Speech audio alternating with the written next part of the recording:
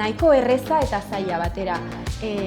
Azkar izan da, hilabete batean edo egin dugu.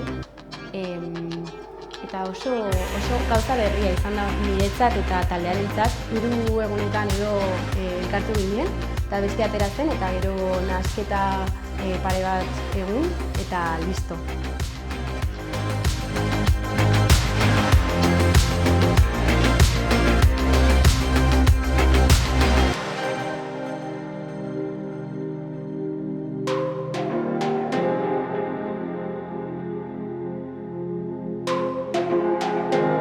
Ni dut abestiok bat dela.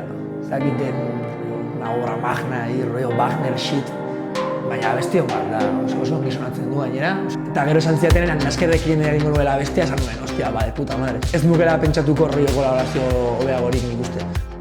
Ikusleak espero dezake, ikuste rollo gitarrita, rollo 80ko hamarkada, eta baita ere Flakoren estiloa nabaritzen da. Deskubritu dut rollo forma bat, rollo musika mezklatzeko edo sonatzeko nahiko guapoa.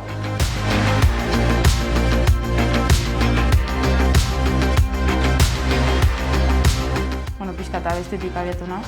Eta horren arabera pixka eta atera got behai ernaien kontzeptua, gazteriaren garrantzia du bai, eta heltzeko muga batera, edo utopikoa den mundu batera. Orduan jarriot pixkate Flakotan asker mundu utopiko baten, eta gazteria areaka heldu bida.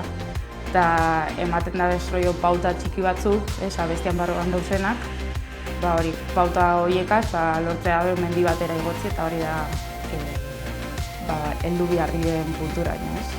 Igual ikusleak pentsa balda, ibilbide nahiko sai badala. Nire uste hori dala garrantzitsuena, pixkat bidai luze bat dela, eta zelako esfortzua dakarren horrek,